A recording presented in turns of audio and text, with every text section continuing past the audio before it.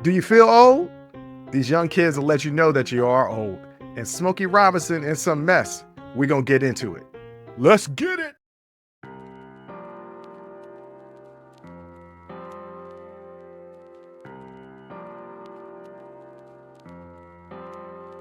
Welcome. First of all, welcome. This is Unsolicited Perspectives. I'm your host, Bruce Anthony, here to lead the conversation in important events and topics that are shaping today's society. Join the conversation and follow us wherever you get your audio podcasts. Subscribe to our YouTube channel for our video podcasts and YouTube exclusive content. Rate, review, like, comment, share. Share with your friends, share with your family, hell, even share with your enemies. On today's episode, it's a Sibling Happy Hour. I'm here with my sis, Aundrea. We're going to be dilly-dadding a little bit, and then we're going to be talking about Smokey Robinson, and then we're going to be talking about why millennials feel old. But that's enough of the intro. Let's get to the show.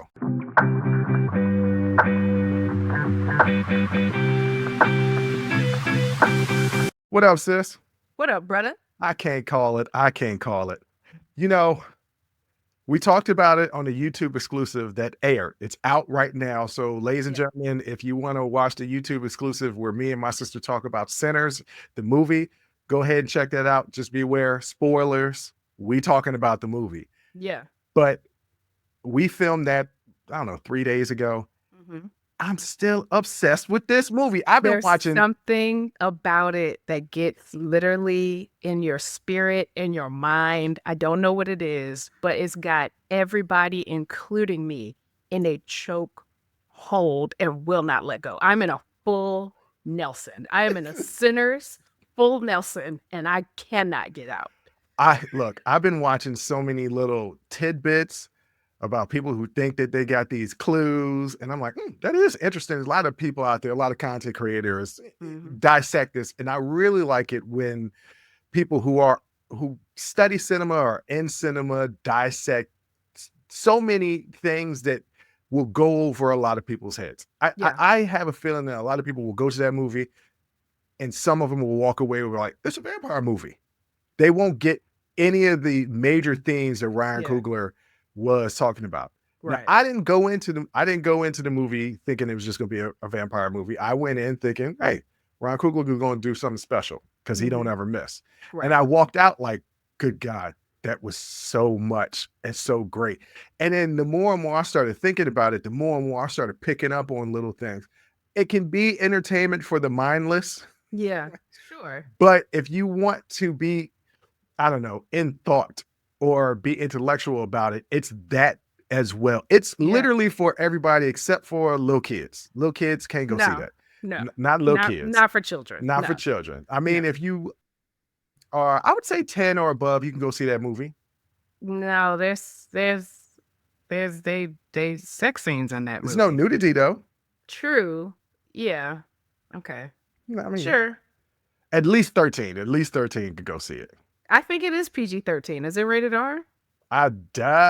It's a lot of blood. So, but it's not a lot of gory blood, ladies and gentlemen. It's not gory at all if you haven't seen it. And by the way, if you haven't seen it, it is rated R. Okay. Yeah. If you haven't, well, because it's sex scenes. I don't think PG-13 has sex scenes. And if you haven't seen this movie yet, ladies and gentlemen, why?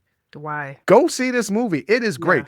Yeah. My bestie, I told my bestie, I was like, you really should go see this movie. She was like, okay, I'll wait for it to come on TV. I was like, no. You got to go see it in the movie theater. Yeah. You need to experience it on a big screen with that sound. So and my movie theater had the sound all the way up. And I must have been I'm sitting underneath the speaker because it was thumping, but I was still like, you know what? I'm here and I'm ready for it.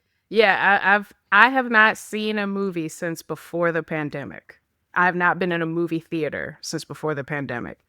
This is the first movie that I've seen since 2019. And I saw it twice. In the theater. Yeah. And I saw it twice.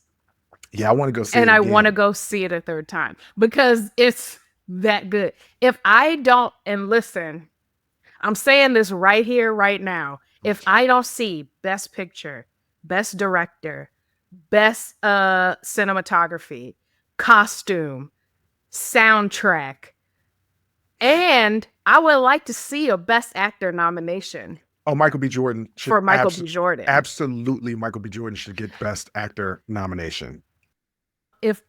and best director, best screenplay, if I don't see Best supporting actor best supporting and actress for and actress, yes. Delroy Lindell and for Haley Stansfield, and for I can always butcher her name. Oh, you talking about Wumi Musaka? Yep, they should Yeah. both be in the category. I don't know Yeah. who I would have win because it's almost not fair. Yeah. They both did. Look, ladies and gentlemen, just go see this movie. And Yeah. If I don't see a clean sweep at next come on now, Oscars, we don't no, know I what mean else they is- don't have to win. They don't Oh, have to okay. win. I'm talking about, but they need to be in every one of these categories because from the sound to the sights, the costuming, everything, and it was so meticulous. It was so well researched. It was so well done. No, I want to see them nominated for everything. Because this movie, I don't know what it is. It gets in your soul. I don't know what it is about this movie, but you can't stop thinking about it. The second time I went to see it, I saw it with our mother, and she has been watching YouTube videos constantly of just interviews, Ryan Coogler's interviews with the cast and stuff, like just because it's something. I don't know what it is. Oh, girl, we had to do mouthful of marbles. A lot of intentionality of with Michael B. Jordan, just his role, his acting. Like there was one time where he just walked in the room, and I was like, "That's Smoke." Yes, like it's. I don't know what it is about this movie, but it's so layered and it's so nuanced, and it's just. It was so well cast and acted and shot and directed and written, and yeah. To me, I know the year just started. We're only in May, but that's the movie of the year for me. I think this movie is going to be impactful for generations, and this is a high bar. Yeah. Like The Godfather. Yeah. They're not the same movies, but I'm talking about as impactful as a cinema experience and people walking away with, wow, that's just a cinematic masterpiece. And I'm sorry. I'm sorry about this. I forgot Jack O'Connell as Remick. I would like to see a nomination for him as well. Yeah, no. There is not one person on that cast. Right. Because the cast is really about 7, right? It's Michael B. Jordan, the guy that played Remick, Cornbread, Mary, Sammy, Annie, Delta Slim. No, I mean Mary is Annie Delta. So it's a cast of like 9. Like it's a small cast. It's not a crazy. Don't forget Pearline. Oh yeah, that's right. Sammy's love interest. Pearline was there. Yeah, she took a couple vampires out before she got bit. She took a couple out. We forgot to say spoiler warnings. Spoiler warning. But it's too late now. But honestly, I feel like most people have seen it at this point. No, most people in your circle have seen it. I know a lot of people who haven't seen it. I've been raging like you need to go see this movie all week. Yeah. And people are like, and I'm just like, no, I don't truly think you understand. You need to go see this movie. And I think the reason why it hit so well, and ladies and gentlemen, we're not going to keep going on and on about this because we've already got a whole episode on the YouTube that's about 15 minutes long. Go check it out. And After Hours, because we talked about it on After Hours. Me and my sister have been talking about this movie for a long time. But I think the reason why it hits home, not only is great screenplay, beautifully directed, cinematography, all of that stuff. It's also the fact that it's original. Yeah. Like it's not a book turned into a movie. Right. It's not a comic book. It's not a remake. It's not treading on something else like Wicked. You know what I'm saying? It's just original. Yeah. And I feel like originality, like not a lot of people are doing it in television, film, or music, in all forms of entertainment. Yeah.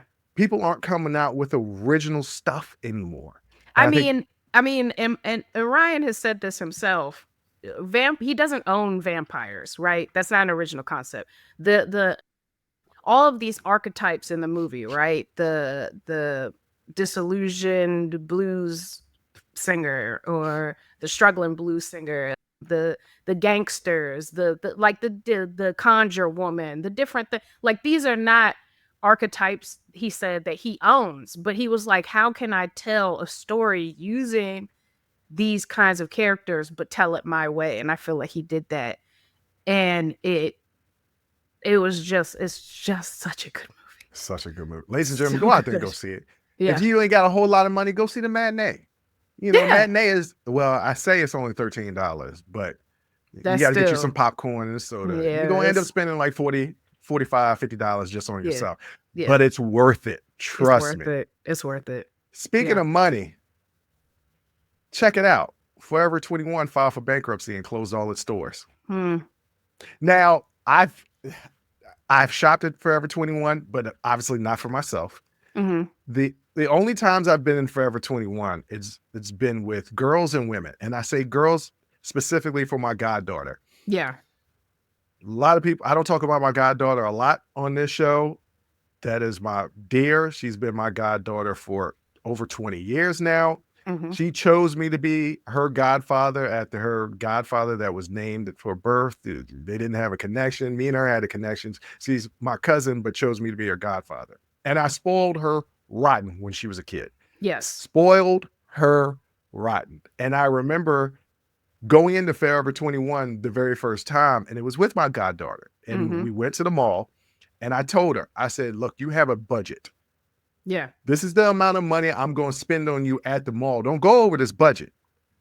And of course I went over the budget. Yeah. Because she kept taking me into stores. Oh, I just want to look. Oh, can I get this? I know I'm over the budget. She went through the budget almost at Forever 21. Yeah. But I'm fond of Forever 21 because even though I was in a relationship at that particular time, all the women, because I'm older, like I'm 16 years, 17 years older than my goddaughter. 20? Yeah. Almost 20, 19 years older than my goddaughter. So I'm older. So I'm this grown man, and she could theoretically be my daughter, right? So they see this grown man taking this little girl out to go get clothes, and every woman in there was just like, oh, that is so sweet. And she hammed it up for me. Yeah. She was like, yeah, he's really good to me. He's going to get me. She hammed it up for me and also swindled me out of more stuff. Yes. Yeah. But Let's remember the real reason she hammed it up. Yeah, she hammed it up and swindled me out of more stuff. That's what it was. But a namesake, Forever 21. I mean, that was literally 20 plus years ago, bankrupt. And, it's so like brands like Forever 21 and H&M, like they were the first fast fashion that really was like national. Like there was fast fashion obviously before that, but like that was really like a popular like national brand. But then you get, Fashion Nova and Shein, and it's all online and it's easier to get and return stuff and there's less people going to the brick and mortar. Yes. And it just didn't evolve fast enough. I think a lot of these stores are going to start to go out of business. The main stores pretty much won't, because they don't deal in fast fashion. Like the Macy's and Nordstroms. You're right. They're going to maintain, but these Forever 21s, H&M's, I don't know if they have them all over, but H&M's, stores like that, where they give you fast fashion, cheaper made clothes for decent prices. Yeah. Clothes that I could never really fit. They're going to go out of business. And nobody wants to go to the store anymore. I can order it, try it on. If I don't like it, send it back. Right. And for the most part, Fashion Nova and Shein ain't real good about returns. Okay, so but it's so but a cheap. lot of times it's so cheap that you're just like, okay, that's fine. This one doesn't fit. Like I purchased a dress for an event I was going to, and I didn't know what size I would need. I bought 2 from Shein, and the one that didn't fit, I donated. Okay. Like that. But this was a dress of $7. Like I didn't feel too bad about that. Sucks because men's clothes don't be that cheap, even for fast fashion. It's easy. I could go on Fashion Nova or Shein, spend $100 and have 3, maybe 4 items, where women can go on there and have 20 items. So you're gonna be mad if that's the case, because I just purchased like let me see. I got like 5 outfits and 2 pairs of shoes from Shein. I spent less than $100. What, you buying shoes from Shein too? Now that's Because going too far. no, I buy shoes from Shein. And guess what? Them shoes are holding up Look, let me tell you just something. fine. One of our listeners is a friend of mine, and she's going to listen to this, and I know I'm going to hear from her because she is completely against fast fashion to what it does to the environment. Yes, it is. It is terrible for the. Yes, I'm not gonna lie about that. Yeah, but she's gonna be like, "Yo, tell your sister to stop it," and I'm gonna be I like, absolutely will not. so I'm gonna tell you that right now, friend. I'm so sorry. I do know the impact that fast fashion has on the environment. But I do recycle. But well, that's the thing. Like I recycle even my fashion. So like I said, I bought 2 of the same dress in 2 different sizes. The one that didn't fit, I donated to the Salvation Army. So I'm not just filling landfills with clothes. I also recycle my clothes. And I also buy recycled clothes. I also thrift shop too. So it's I know. I'm not perfect. I know that it's creating waste and pollution and high carbon emissions and the chemical pollution and all of the things. I know. I am also guilty of this, but I also live on a budget and I don't know how to sew.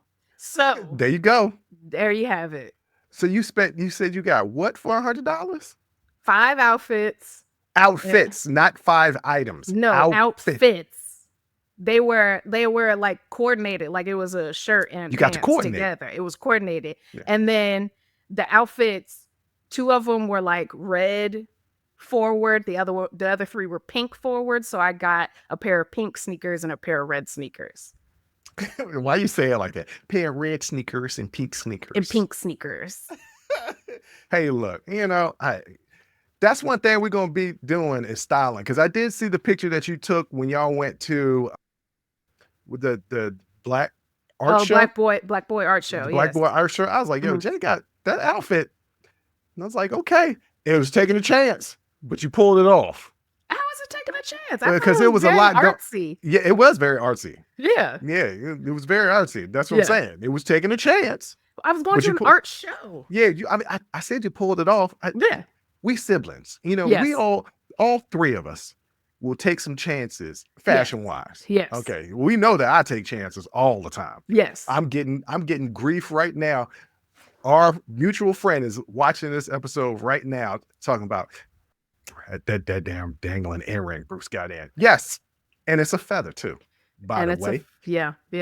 By the way. And I like what? It's dangling. It's dangling. And that's just the way it is. That's just the way it is. I mean, it's the style. I mean, style is cyclical, but it's what's in right now. I actually saw someone, and I wish we had time to talk about this, maybe on After Hours, but the Met Gala. I don't know if you kept up, but this year's theme was the Black Dandy. And I don't even know what that means. Okay. The theme was black tailoring. Black fashion designers.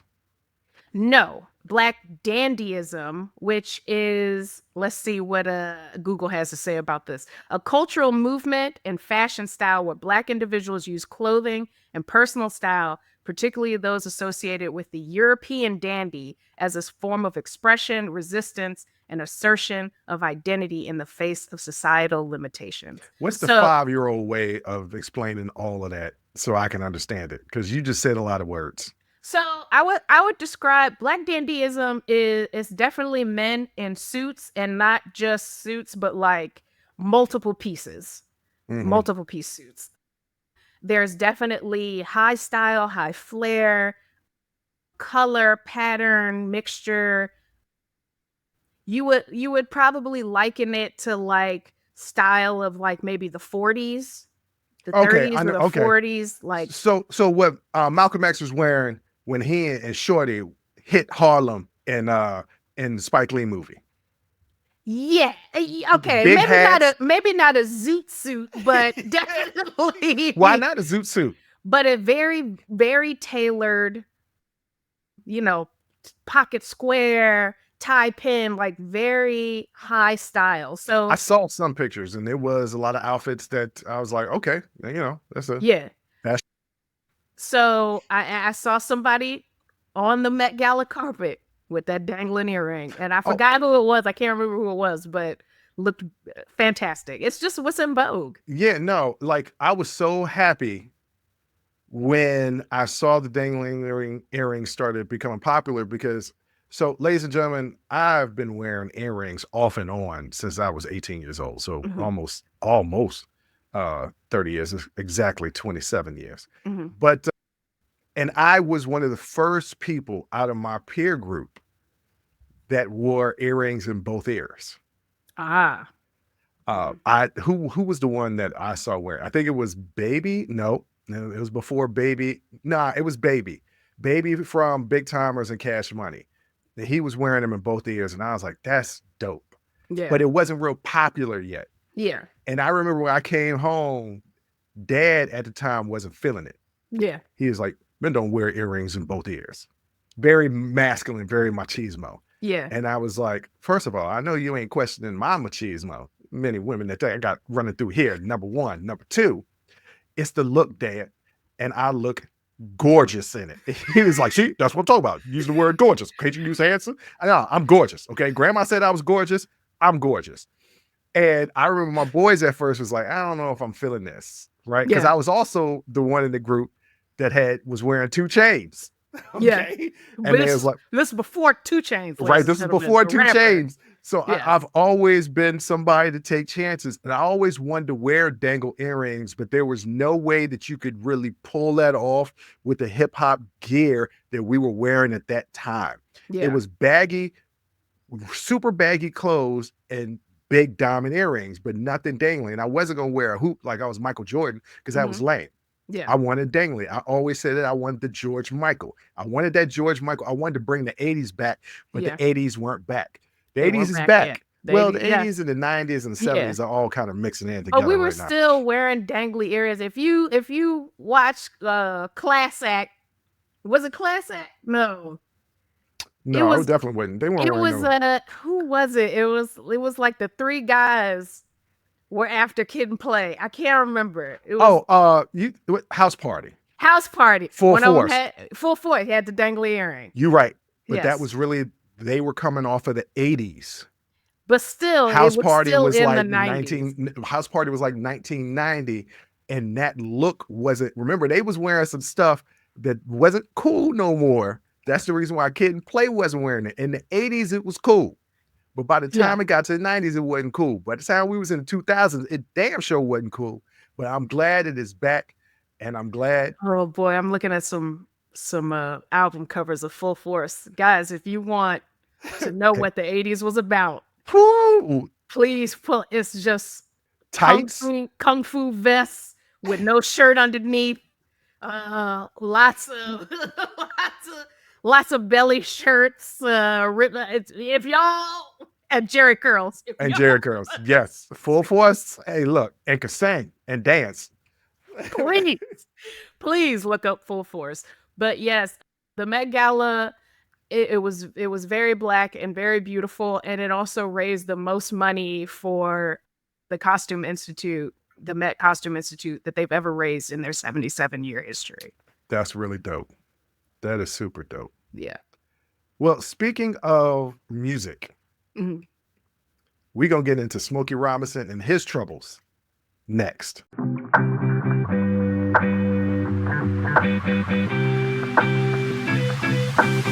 Jay, something literally came across my timeline today. Yeah. And I switched up what we were going to be talking about, which was Trump.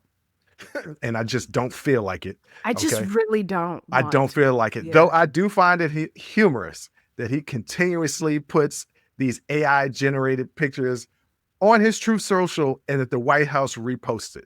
Yeah. But I don't want to get into that. Whatever. Something else came up on my timeline. And I was like, oh, we got to talk about this. Mm-hmm. And it's about Smokey Robinson. Now, for those of you who don't know who Smokey Robinson is, some of you are probably younger millennials. Well, hell, you might just be a millennial. And Gen Z people, you probably wouldn't know him unless you were on YouTube and you saw this video where he made this song about not doing gangs, and it was called Gang Banging. Look it up on YouTube. It's absolutely hilarious. But before that, he was the lead writer for Motown. Yes. He is responsible for so many hits. Yeah. Why is he in the news? Well, 4 former housekeepers of Motown legend Smokey Robinson have filed a lawsuit in Los Angeles County Superior Court accusing the singer, who is now 85 years old, of sexual assault, battery, false imprisonment, and workplace negligence. The plaintiffs, identified as Jane Doe through 4, allege that Robinson subjected them to repeated sexual assaults, and in some cases, rape. Now, we don't say the R word, and instead of the other word, we say corn, because YouTube kind of blocks those words. So grape. Okay, but you know what we mean. So these are the things that he's accused of. During their employment at his residence in Chatsworth, Bell Canyon, and Las Vegas, beginning as early as 2007 and continuing until 2024. The lawsuit also names Robinson's wife, Frances Robinson, as a co-defendant, claiming she contributed to a hostile work environment and failed to intervene in her husband's alleged misconduct. The accusers, who are all Hispanic descent and worked as housekeepers, some of them as personal assistants, cooks, or hairdressers, say they were often summoned to private areas of the home when Frances Robinson was not present. Some allege Robinson would emerge from the shower unclothed and coerce them into sexual acts, with specific incidents described as occurring in the blue bedroom, the laundry room, and the garage. The lawsuit further claims the women were paid below minimum wage, worked excessive hours, and faced threats and derogatory language. The lawsuit seeks at least $50 million in damages. The women have not yet reported the incidents to law enforcement, citing fears of retribution or retaliation, public humiliation, and concerns about their immigration status. Robinson's representatives have yet to comment publicly on the allegations. So, what evidence do they have? They haven't publicly disclosed any specific evidence yet, but I'm sure it'll come out in the civil lawsuit, or else it's going to be thrown out. So, Jay, with all these things happening, with all of these actors and musicians, entertainers, that's I wouldn't even say a rebound, a continuation of Me Too. Yeah. Smokey Robinson. I mean, no one is above anything, right? Like, right. No one is. And we all know that power corrupts. Certainly fame and celebrity do. Money does. So, I don't know. Again, as many people know, my first instinct is always to believe the victims. So, we'll see as it plays out in court. The issue that I'm having, which it's kind of resolved by the fact that they're concerned about their immigration status. So that leaves a lot of people of Latin or Hispanic descent who work in the U.S. who are concerned about their immigration status to put up with a lot of very demeaning, sometimes violent situations dealing in domestic work in this country and or obviously around the world, but in this country specifically. And specifically right now. Yes. Yeah. So a lot of people are like, well, in 2007, he was 65, 66, 67 years old, something like that. So they're like, how this old man till today, where he's like, I mean, 85. Or till 2024, he's 85. So it's like, they're like, okay, how does this old man, how does this happen? Well, if you're concerned about whether or not you'll even be able to stay in this country, if you report this, Mm-hmm. that's how. Yeah. Right now, here in Washington, D.C., ISIS is here. Not Ice? ISIS, I, ICE. ice. Okay.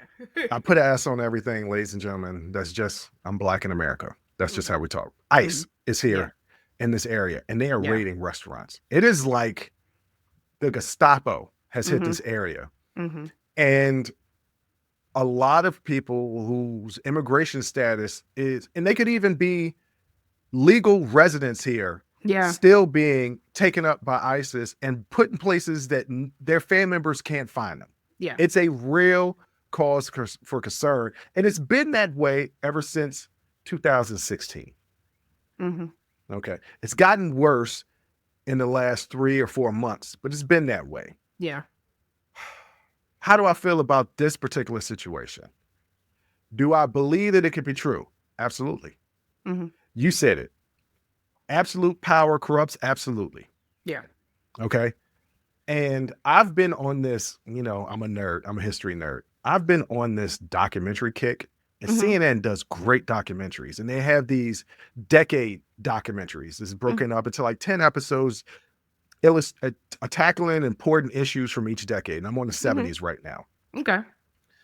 And the show that I just finished watching, and this is apropos, is the women's liberation movement and the ERA, right? The Equals Rights Amendment that still hasn't been passed. And the treatment of women, specifically in this country, I don't know what it's like in other countries. Right. I know women historically have just been treated like ish since the beginning of the time. Second-class citizens. Yes. So much so that there was an internet story that was like, what if Eve didn't bite the apple? I don't think she did, personally. And it was really Adam who bit the apple and blamed it on Eve, and that's the reason why men have an Adam's apple. Yeah, it got stuck in his throat. Got stuck in his throat because of the lie. And I was like, you know what that sounds like something that a man would do. It's just completely lie on a woman. And I'm watching this documentary on CNN of just people fighting to exist. Yeah. Right? Yeah. And in that fight to exist, there's always a counter to that. Don't change what I love. Yeah. Leave me alone. Well, I'm not really bothering you. I'm talking about me.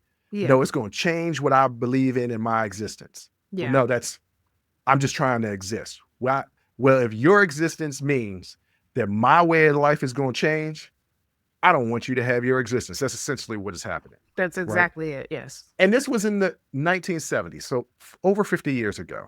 And we're dealing with the same stuff. Yeah. But what I do see a change is that now the men who do these things are being brought to task. It doesn't matter if you're Jeffrey Epstein, Harvey Weinstein, R. Kelly, Diddy, Shannon Sharp, or Smokey Robinson. Yeah. The only person that can actually get away with it is the current president of the United States. That's the one where he's like Teflon. Yeah. But men are being called to task. And of course, the majority of men, not going to say all because I'm not one of them, the majority of men are going to be like, he didn't do that, because it's always natural to try and take the side of your team, right? Right. And just naturally, men are always like, women always lie. Women don't always lie. I tell you who always lie. It's men. But I'm just happy, whether or not this story is true, and I hope it's actually not true, because I hope these women actually didn't have to go through what seems like prison. Yeah. Right? Yeah. But if they did, I'm glad Smokey is being called to task, because these are the things that should be happening. And for all those people who want to make excuses and want to say, no, he didn't do it, women be lying, y'all are the problem. Yeah. Y'all are the problem. So, like I said, I hope this isn't true. But if it is true, he need to be buried underneath the jail. I don't care if he's 85. Yeah. Because you've been a terror for 17 years. And it didn't start, if it's true, it didn't start 17 years ago. Right. It could probably go all the way back to Motown. It could probably go all the way back to Motown. And those women had to be because Yeah. he had so much power in Mhm. Motown. Mhm. He was Berry Gordy's golden boy. Yeah. So, and that does something to your psyche. I don't know what it's like to have a lot of power. I know what it's like to be in charge of hiring and firing people. Mhm. Sometimes that type of stuff goes to people's heads. Yeah. You start to feel like you're Teflon, like you are untouchable, and that the world is yours, the world is your oyster, and you can do whatever you want. And for years, decades, that has been true. Boys will be boys. Right. That has been true. But we tired. I'm be honest with you. We tired. We tired that we can't just go to work and just do our jobs and go home and be safe at home, be safe at the grocery store or at the gas station or just anywhere, just be able to just exist in safety. We're tired of not being able to exist in safety. And so we gonna start talking. And I would love a lot of these older women from the Motown era. I would love to hear their stories. The only reason we knew what was happening to Tina Turner is because it was so damn public. The divorce and everything, and it was so damn public. Not at the end though, not during. Not Well, during. I wasn't alive, so I don't know. Right, I don't know. Yeah. But you look at Aretha Franklin biopic. She was getting beat. I would love to hear their stories about, because again, they're also growing up in a time where this is just the way things were. There were no laws against beating your wife until like the 60s or 70s. I can't remember it. But there were no laws against beating your wife. So the protections for women, this is new. I hope more women continue to speak up and we continue to change the way these men interact with, not just with women, but with power. Mm-hmm. The way they interact with the world, having money and fame and celebrity and power. Just change it. And it don't even have to be a lot of power. He could be the assistant manager at Kenny's Shoes. not Kenny's Shoes. Not Kenny's Shoes. You know what I'm saying? It don't even have to be a lot of power. And it corrupts so quickly. Yeah. So we and you both talk about our time working in the restaurant industry. Mm-hmm. And I've heard the hospital is the same. Working in the restaurant industry is Sodom and Gomorrah come to real life. Okay. And, in my younger years, I've changed. I've grown up. I've grown up, ladies and gentlemen. I just want to point this out. Mm-hmm. I was a serial groper. There were some women that it was I grope you back and it was cool. And then there were some women that were absolutely furious about it. Yeah. And I was like, never do it again. Yeah. I want to hear what they feel about it now. Did they just deal with it because it was the culture? Yeah. Or were they really okay with it?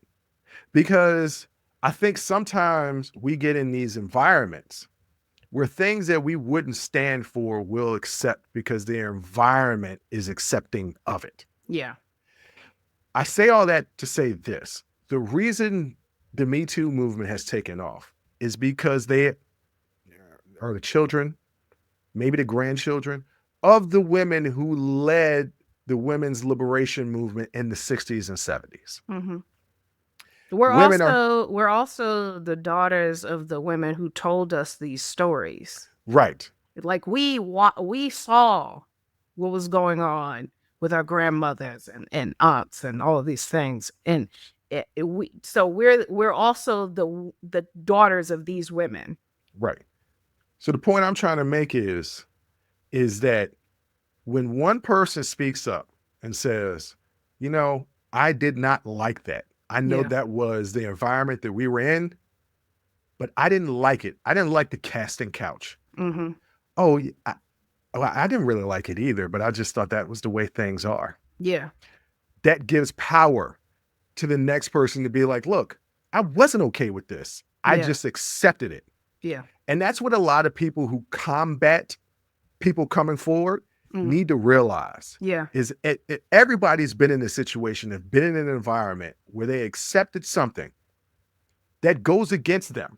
Yeah. But because of the environment, they just accepted it. And when they got out of that environment, they was like, why was I accepting that? Yeah. We've all had those type of situations. So you just need to look inside of yourself and you need to be like, well, why did these women stay for 17 years? Because sometimes, even when you doesn't feel right to you, you accept the environment that you're in because the environment dictates that's acceptable. Yeah. And it's not until you're outside of that environment that you realize I wasn't okay with that. That actually really, really sucked. And I don't want to be a part of any of that. Yeah. And that's what people need to really, really realize. When people Yeah. gain their voice, it's because they see I was accepting something that was against my soul. Yeah. And I would challenge the people who challenge when it takes women sometimes years to come forward to ask themselves, well, what would you have done Mm. when Well, faced with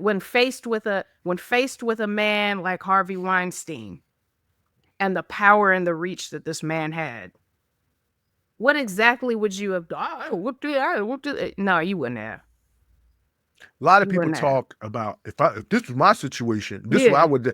If I was a slave, they would have had to. No, you'd have been out there picking cotton. That was the exact analogy that I was about to use, but I was going to wait for it to behind the scenes. But that was the exact analogy that I was going to use. But I am one of them people that I was like, I wouldn't have been out there. It was been Ye- too hot. That's first Nope. and foremost. It would have Y'all been too had- hot and my nope. fingers would have hurt. You know how I Mm. feel about my hands. Nope. And you'd Yeah. had a bad back because you tall and you stooping over that cotton. But Yeah. you'd have been out there getting that cotton. Like, People stop will, it. people will accept until somebody shows them, hey, you Yeah. ain't got to accept this. Yeah. And I'm saying this, and I'm not, I am bashing. I'm bashing opponents against people speaking out. Mm. Women need to stop being the enemy of women. Men are always naturally going to be opposed to being called to task for their actions Mm. because nobody ever really wants to be accountable. No. Not really, because that takes you looking inside yourself and critiquing yourself. So nobody Yes. truly wants to be accountable. So there's always going to be a natural animus. Is that the word I'm looking for? Between women coming forward and men not wanting to hear it. Yes. Yeah. Okay. But damn it, women, I don't care if you're like, your man would never do anything like that. Other men would, and you know it. Yeah. You've seen it and you've experienced it. Don't write it off. Don't combat women, because what men will do is they will find that one woman or the grouping of women that say men ain't bad and prop them up. Yeah. But here's the thing. You ain't never going to get rid of a pick-me. Yeah, well, You ain't never going to get rid of you a can pick-me. shame them. You can shame them enough. No, they are shameless. Because Everybody, all of them? Pick me? Yes, because 100% of women have been sexually harassed in this country. You have dealt with some sort of harassment in this country. I Y'all don't can't know. even walk down the street. Can't even walk down the street. Can't even get do your grass cut. Nothing. Can't even get your grass cut. They do nothing. Okay. So for them to then get on a platform and say that this doesn't happen when they know it does, because it's happened to them, it's happened to their sisters, cousins, aunts, mother, grandmother, your friends. You know that it does.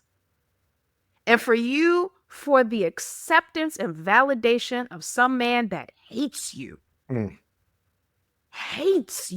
gets on the internet and talks about you like a dog, but you want that validation so badly that you're willing to sell yourself out and sell other women out.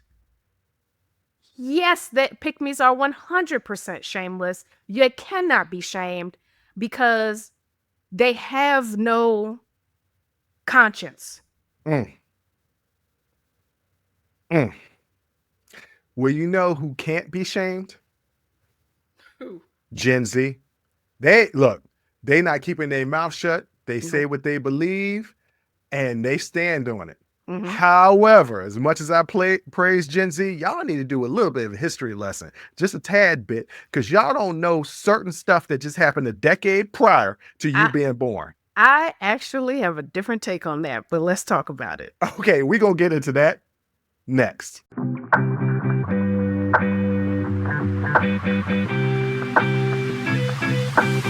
All right, sis, we talking about Gen Z and them not knowing about stuff that happened a decade prior. But Mhm. you said you had a different take. But before I say anything, I need to hear what your take is. It's not their fault. Well, okay. It's All not right. their fault. You know whose fault it is? Their Their parents. parents? Yeah. It's their parents' fault. Because how do you and I know Earth, Wind, and Fire? Because our parents, didn't we go see them in concert? Yeah. Yeah. I didn't want to Okay. go, by the way, mom and dad. I fought, did not want to go. Actually had a good time, but not Yeah. because of them. Had a good time because of the Gap Band. But yes, we know Earth, Yeah. Wind, and How Fire. do we know the Gap Band? Well, it's not, I don't think our situation is parallel to a lot of people because Because our our parents were, father was a musician. and yes. our parents were so young. I Yeah. mean, mom is the one that told me who Jodeci was. We were riding in the car. It's Mhm. 1991. We're riding in the car. Forever My Lady came on. Yeah. And I was like, oh my God, this is a great song. Who is this? She's like, oh, that's Jodeci. And in my mind, I'm like, why do you know who Jodeci is? 'Cause I'm she was like, 11. Mom is 34. yeah. Okay, she's 10 years younger than I am right Yeah. now. She was knows young. who Jodeci is. You know who Yeah. Jodeci is. So we had young parents to Yeah. introduce us to the 70s. Yeah. But we didn't know nothing about no 60s. Now, you know what? Because I first started listening to stuff in the 60s, our grandparents. Yeah. Our grandparents. And then the Stevie Wonder at the Close of a Century album, it was like 4-disc album came out, and it started with him starting out in Motown as a child. And then the Jackson 5. Jackson 5. No, I was no. in the Jackson 5 before anybody. Michael Jackson was out with Bad. Yeah. And we were living in Richmond at the time. So I'm 7 or 8 years old. Mm-hmm. And so, ladies and gentlemen, I'm going to get to why I'm bringing this up. But mom and dad had all these old records. Yeah. And he was like, you like Michael Jackson? You need to listen to the Jacksons. I was like, who are the Jacksons? Yeah. Right? Who are the Jacksons? Because I knew about the Victory album, but I didn't know that they was really doing stuff. Yeah. He was like, here, listen to all these records. And he had all of their records after when they became the Jacksons and not the Jackson 5. Yeah. Mind you, ladies and gentlemen, a record player, because this is around the time where records were still kind of around, but CDs were the new thing. Yeah. So records were still kind of being sold, but not really. Yeah. Okay. And I learned how to work a record player because dad showed me how to work a record player and how to put it on the song that you want to listen to. Because it's not a button you could just push to. No, you right? gotta count the lines. You gotta count the lines. There are little line breaks, and you count the lines. Okay, I'll need the third song, so go to the third line, and that's how you start the song. That's how you start the song. Yeah. But yes, we had parents that were younger. I get what you're saying that the parents aren't showing the kids, but ladies and gentlemen, what are we talking about? So there is some viral videos going around, and I guess this would be Gen Alpha. Mm-hmm. I don't know where Gen Z ends and Gen Z Alpha begins, but Gen Z could still be a part of this as well because they don't recognize certain things. Mm-hmm. And there are parents talking to their kids, they're teenagers now, and they would ask them, hey, do you know what burning a CD is? And they would say things like, setting a CD on fire? Yeah. So Gen Alpha is 2010 onward. Okay, so these are Gen Alpha kids. Okay, so Yeah. but Gen Z can still fall into that. So younger Gen Z Yes. people Yeah. don't know really what payphones are. No. Don't know what calling cards are. No. They would ask them, "Hey, do you know what a collect call is?" No. They were flabbergasted. Yeah. And I was like, unless they know somebody that's been locked up. Because you definitely still deal with collect calling. No, I think they got From the calling cards in jail now. Unfortunately, I know. Okay. So yes, you still it's Why like do you they put charge you for a collect call now. you put money on like an account Yeah. and they can call you. Yes. Right. But it still gets you're getting a call from blah, blah, blah, Yeah. you know. Yeah. But no, a collect call was when somebody didn't have no money. You was because we used to have payphones back in the day, ladies and gentlemen. Yes. And these young kids don't know what a payphone is. It's like when you got to buy your phone. No, a No. payphone are phones that were out in public Yes. that you had to have a quarter and later 35 cents. No, later it got to It started as a dime. First of all, that was before our time. But it started as a dime. But our time, it was a quarter. And then it did go up to like 35 cents after that. Yeah. And you would put some money in the little slot and you would dial your number. Now, if you didn't have no money, there was a certain system that you could use to call somebody and they had to accept the charges and those charges would be put on their phone bill. Yes. Yeah. Long distance calls cost money back in the day. Mm-hmm. These kids also don't know the internet to them is so readily available and so fast. Yeah. It's literally just you open the browser and you're on the internet. That is not how it used to be. But we've talked about dial-up before, but Yeah. they don't understand the fact that the internet, you had to go to the computer to get to, that was the only place that you could get the internet. Yeah. There was no such thing as streaming because you can get the internet to your television now. Yeah. Your phone, your tablet, everything. You can get the internet. No, you had to sit down at a desktop computer. Yeah. And again, I got to explain what a desktop computer is. No, these young kids know what a desktop is because they're using those for gaming systems. Okay. Yeah. Yes, you had to sit at a desktop computer. Yeah. And get onto the internet. It wasn't the internet's just always on and there and you just open the browser. No, you had to go to the internet. You had to get there. I don't know how else to describe it, but that's what it was. You had to log on. They got songs now at the push of a button. Any song they want at the push of a button. They don't understand what it's like, even in the internet age, to try and download a song. Forget a whole album, a song. One song. Off of Napster, LimeWire, Kazaa, and you think you got the song. You download it all night long, and it's not the song. It's not the songs you wanted. Or you hear gangster grills all through the song because it's from somebody's mixtape. DJ Mac exclusive. And you'd be like, no. I just want the song. They don't know nothing about that. They don't know. They don't know about. Oh, go ahead. I had to relive that experience because I'm a data scientist now. I was actually coding something and I was running a model, and it actually took hours, all day long, for this model to run. And I'm like, this is how the internet used to be. Mm-hmm. This is how it used to be. This is how long things used to take on the internet. And I was flabbergasted that I actually had to wait more than like 5 minutes for something to render or for a model to run. And because even I've gotten used to how quick and accessible everything is. But it wasn't but what? 20 years ago, it really wasn't. Look, Wi-Fi was barely a thing 20 years ago. Yeah. It was barely a thing. It used to be that you only had internet at one computer. Yes. For the entire house. Because you're plugged in with your phone cord into the modem. Right. So it's on, the internet exists only on that computer. It is not available to the entire household. You have to go.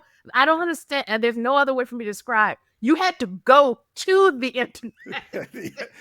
Look, another thing these kids don't get, I'm talking about Gen Alpha now, the older Gen Alpha, these kids who are in high school now, right?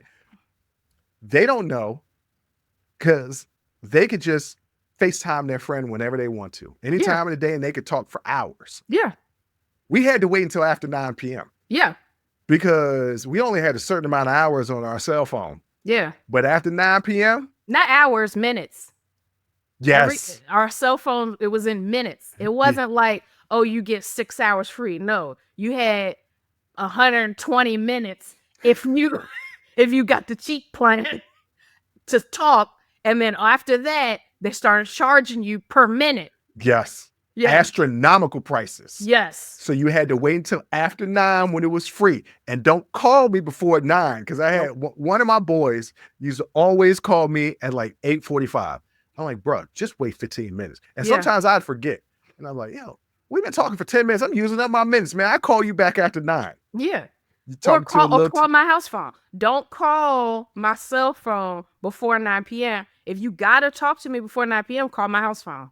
Yep. And a house phone is, kids, a stationary phone that exists in the house that was available to everyone in the house. Everyone shared the same phone number.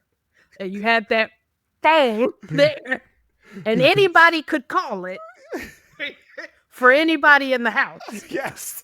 One number for everybody. For everybody. Everybody didn't have a number. Let me tell you, in high school, if you had your own line. Oh, I was just getting ready to say that. When you was really fancy, you had a second line. If you had your own line in high school and you didn't have to deal with, this is another thing kids don't have to deal with. The parent picking up the other end and be like, get off the phone. I need to make a call. And you on there with your friend or you trying to holler at a tenderoni or something like that. And you just got embarrassed. If you had your own line and you never had to deal with your parent cutting in, talking about they need to use the phone because you had your own, you were it. Like you were it. If you had a pager and your own line, you were it. Let me tell you, our mother was a hater. And I love her dearly. I love her dearly. Yeah. I'd be on there trying to mac on a young tenderoni. You know what I'm saying? Hello? Hello? You know if there's no dial tone that somebody's on the phone. Yes. You could go find the phone and find out what they're talking. But no. Hello? Hello? Yeah, Mom, I'm on the phone. Well, get off because I need to make a phone call. Okay. Several times. Several times. Dad every once in a while.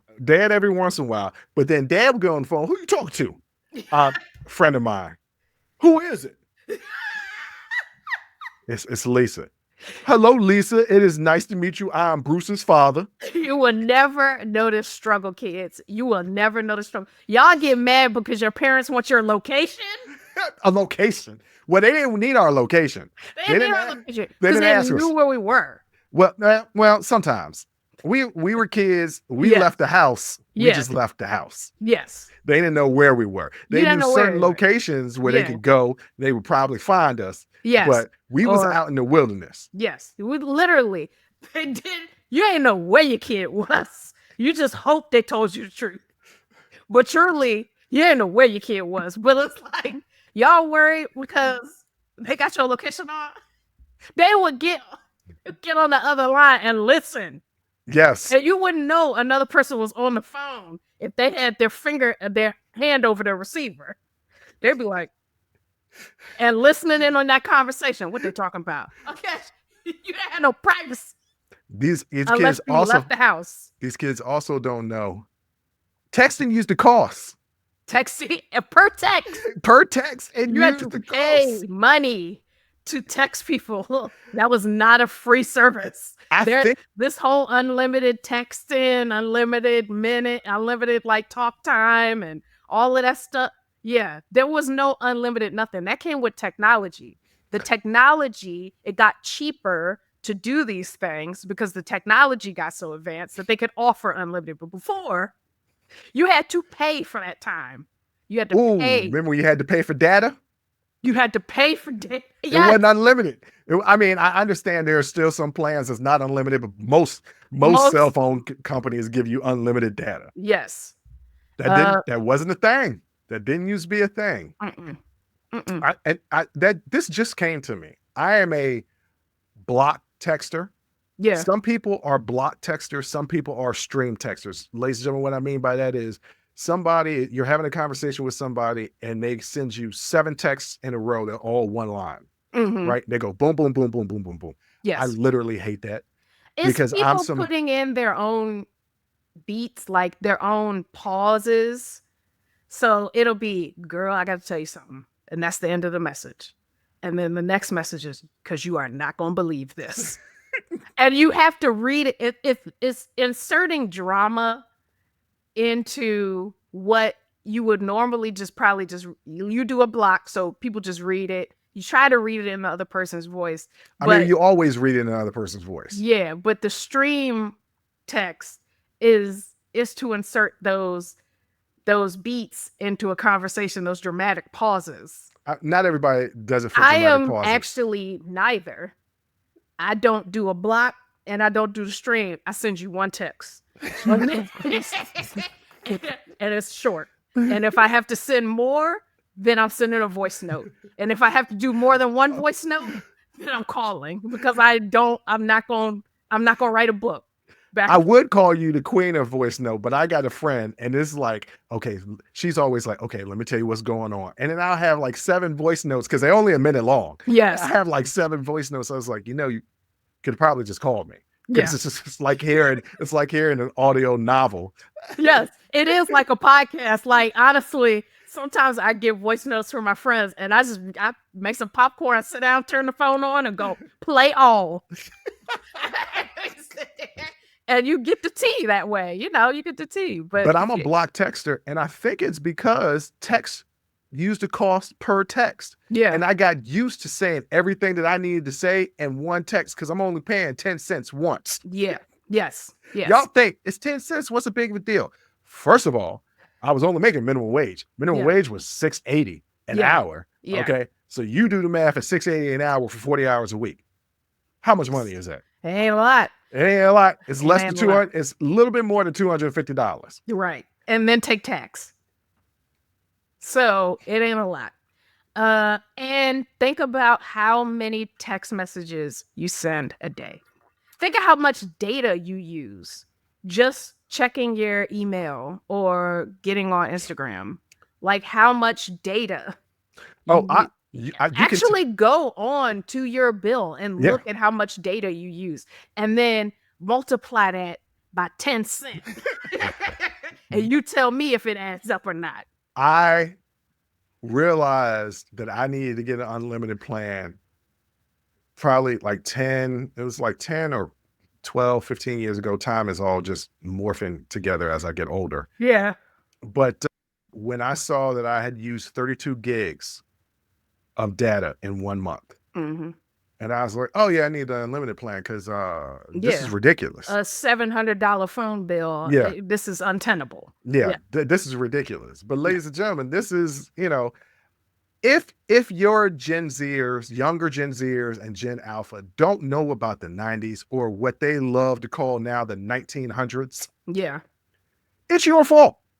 No. You needed to explain this. You need to show them movies from that era, and then they'll ask questions. Yes, it's the parents' fault for not. I'm telling you, if and when I become a mother, I am showing them the old movies. You got to. You are going to listen to the old songs and watch the biopics and all of the things. You are going to know your history, your cultural history and heritage. You're going to know it. It is my responsibility to make sure that you understood how difficult it was for me to live when I was your age and how easy you had it. Yeah, no, don't do that. No. Don't do that. No. But it's like, passing on cultural traditions and stuff like that. I think we lost the plot somewhere and people are not making sure. I love when I see kids that will vibe out to like old SWV or something like that. You know what I'm saying? I'm like, that they learn from TikTok. What you know about SWV? They'll know the whole out. Why? Because when their mom was cleaning up, I'm like, our parents are playing their music. We are playing our music. And so that's 90s jams Yeah. to clean Well, up. our parents were also playing 90s jams because Don't Be Yes. Cruel. We knew Yes. Saturday, Don't Be Cruel come on. But again, our parents were young. So They were so young. It was their music. So It was so young. they were the demographic for this music. So they were in their 30s. They were young. Like so Late 20s, early 30s. That's where they were. Yeah. So this was also, they were also listening to the radio and knowing the new songs and stuff. Like it was there. They were just old to us. But like now you've got kids that like know these old songs and stuff. And it's 100% because of the way they were raised. So when you got kids that just don't know nothing, that's the parents' fault. That's not the kids' fault. They don't know to look for this stuff. Well, I had heard about blaxploitation movies and then sought them out. Our parents didn't introduce us to blaxploitation movies. Through the music, because the way I knew about Sweet Sweetback's Badass Song was because didn't Earth, Wind & Fire do the soundtrack for that before they were really Earth, Wind & Fire? They did that soundtrack. They didn't get paid for it either. Yeah, well. You know. Melvin Van Peebles. God rest his soul. On that note, Jay, what do you want to tell the people out there? Hey, there's a product that my mom put me onto called Skin So Soft. It is a mosquito repellent. Get it. Because I don't know if y'all see my hands. They're cut up, scratched up because I got so many mosquito bites. I wear long sleeves and long pants, so they've been biting me on my hands. And I've been itching. Skin So Soft. It don't stink.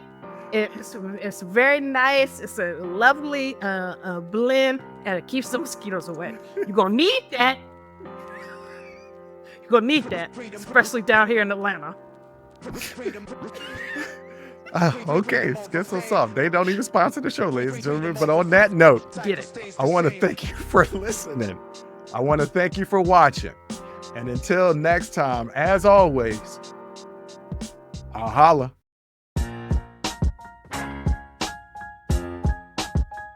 YouTube will block it. Yeah. All right, let's test make sure that we're not lagging here. We're going to sing a song. Okay, you just follow after me. Or not. I feel like... I'm just trying to make sure there's not a lag. No, there's no lag on my end. Well, there was on my end, so I don't know what the hell was going on, but we're good now. All right, I got to come up with a tagline, a hook. What the hell are we talking about? Smokey Robinson. God. And then the young kids don't know what we're talking about when we talk about our stuff. All right, I think I know what I'm going to come up with. Oh yeah, my top of my head always looks shiny. Never mind. The hell was Stop talking. That was Smokey. That was the perfect segue. Damn, Smokey. All right. He is 85. Oh Lord. Now you've read it, right? Mm-hmm. Maybe you don't want a voice, so I'm gonna give you this opportunity. No, because I'm gonna put this on behind the scenes. So I'm just gonna ask. No, just go ahead and what? Just go ahead. We're gonna talk about it. Okay. Are you ready? Mm-hmm. I'm curious to find out what your take is. Shit, we ain't even gonna wait for it. Let's just get started. I'm curious. Yeah, man, I don't know what it is about centers. I don't know what it is, but it's like. Is this gonna be one of them situations where we hold on here for another 10 or 15 minutes and just talk? Well, you're recording this, so this is going to be. I was scenes, wondering. right? I was wondering if I was going to record it, if we was going to continue on to talk. Yeah. Okay. All right. I ain't talked to you in a couple days. We literally just talked 2 days ago. I know, but Monday I officially finished classes because I took my last final exam, and so I had a lazy day yesterday, and then got up and I was like, I'm gonna have a lazy day today. Well, I took my car to the shop because it needed to be in the shop. And then I got home. I was like, I'm going to have a lazy day today. And then I got your text, Bruce invite you to Riverside. Like, God, it was Wednesday. I was going to chill and watch First 48 with mine all day. It's an hour. I know. I'm going to get 1 hour. And I'm about to head right back out there and continue watching First 48 all day long. Picking your Yeah. nose. You're gonna be Picking my like nose. picking. Yeah, Sinners. I'm just obsessed. I'm not gonna go back to the movie theater because I can't hold my bladder for that long. Yeah. Um, Even though it was over 2-hour runtime, it didn't feel like it to me. No, Every scene pushed the story forward. Every single scene. My mind didn't realize it was 2 hours. No. My bladder absolutely was like, yo, man. Yeah. Unless I can go to the movie theater if I don't eat or drink anything. I mean, just go to the bathroom at the previews. I would have been fine had I did not know the previews was going to last so long. Yes. Had I known that they was going to last so long, I would have went to the bathroom. But I already got my popcorn and my soda, and I don't like to leave it. No, because somebody could play with your stuff. Somebody just spit right in. I would literally throw a whole drink away if I have to go to the bathroom because you're not going to take it in there with you. I'm not taking it in there with me, and I'm certainly not leaving it unattended because somebody gonna spit on it. Is this Eddie Murphy's water? Sometimes I'll ask a person next to me. I was like, "Hey, can you do me a favor and just watch my food and make sure nobody touch it?" I don't trust them either. I study them first, mm-hmm. and I make small pleasantries before I ask. I can't do it if I'm not with somebody that I know. If I'm not with somebody, you're that I a know, woman, so you got everybody needs to be worried about. Everybody needs to be worried about that. Yeah. But if I'm not with somebody, I'm not leaving my stuff unattended. I'm just not. I will throw the whole thing away. I will throw it all away. I think if only they gave you a countdown to 5 more previews left. Yeah. I could time that out. Just have a little timer in the bottom that counts down. And when I know when it gets to 0, the movie gonna start. But they won't do that. They won't do that because people will skip the previews. Yes. Because that's the streaming age that we live in. We will skip the previews. Yes. Oh, no, I don't think that's streaming age. I think that if we had the opportunity with technology when we were kids to skip commercials, we would have skipped commercials as well. Yeah. I mean, nobody likes them. No, I mean, for some strange reason, people do during the Super Bowl, though. That's what because they usually bring out their best. This the A game. I have not been impressed with a Super Bowl commercial for a really long time, so I don't know how this is their A game, but I don't know. They need to let Ryan Coogler write a Super Bowl commercial because that man can do no wrong in my mind. Well, all I know is Superman will be coming out in 2 months, less than 2 months, and 6 weeks. 6 weeks. And it's got to run for its money for one of my favorite films this year. Because if it's not, now it is made by James Gunn. Okay. And James Gunn does good work. Every time I see a movie that he's done, I'm like, this is really good. Yes. Yeah. Ryan Coogler is still my favorite director because he can do everything. Yeah. But boy. The boy's good. The boy good. The boy good. The boy's good. The boy good. So I don't know what it is about this movie, but it literally is like the only thing on my timeline was the Met Gala and Sinners. Yeah, I saw stuff from the Met Gala, but I don't even know what the Met Gala is. So the Metropolitan Museum, their costume institute is like the only part of the museum that has to raise its own funding. So every year, in collaboration with Vogue magazine, they host the Met Gala, and you pay for your ticket. It's usually like something like $75,000. Okay. You can purchase a whole table for like $350,000. So you get an invite, but you pay. But the money is going towards the Costume Institute. So that's what. And every year it has a theme. And you're supposed to dress on theme. This year it was the blackest. I mean, it was the first time four Black men graced the cover solo of Vogue magazine. It's never happened before.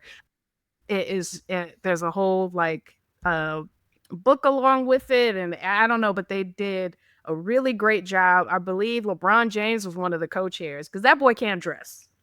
Can he? Yes, that boy can dress. You know who else can dress? Dwayne Wade, because him and Gabby showed up to the Met Gala and they looked fantastic. Savannah James is always a vision. I mean, that is one beautiful woman right there. And she wasn't always. It shows you what money can do. Boy, oh boy. Gorgeous, though. Yeah, no, she is. Yeah. But she wasn't always. It's funny what money can do. Okay. Funny what money can do. Funny what money can. I mean, Jamie Foxx wasn't a looker back in the day. Okay? No, he wasn't. But he got famous fine. That's what happened. Famous fine. Who else got famous fine? Michael B. Jordan. Yes. Because he was literally voted sexiest man of the year a couple of years ago or something like that. And I'm like, Wallace. Michael B. Jordan got famous fine. A lot of people got famous fine. And then a lot of people was just born fine, like Denzel Washington. Right. And Blair Underwood. Oh, Blair Underwood. That Blair Underwood was picked from heaven and sent to us. And he has been a delight ever since. Don't y'all say nothing about Blair Underwood. Don't y'all dare say nothing about Blair Underwood. Not a thing. Because that man has been fine for that. He is 60 years old. That man has been fine for the last 45 years. Okay? You can't tell me nothing about Blair Underwood. Not. Jonathan Majors is another one. Famous fine. Famous fine. But yes. some of this is also their body. Yes. Right. Michael B. Jordan and Jonathan Majors, because they've transformed their bodies into these picturesque machines that enhances everything. Yes. Because now just imagine if Blair Underwood had that type of body. It would be too much for us to handle. He'd be a symbol of a Greek god. Yeah. It would be way too much. Our fascination with Blair Underwood is venturing on creepy. And on that note, I don't care. I need to get off of this thing because I think I need to start editing. Listen, between not Michael Eric Dyson. I don't want to talk to Michael Eric Dyson. I mean, I guess it would be Neil deGrasse Tyson. Add Blair Underwood to the list of guests I would love to have. I got questions for Blair. And I got dumbass questions for Neil deGrasse.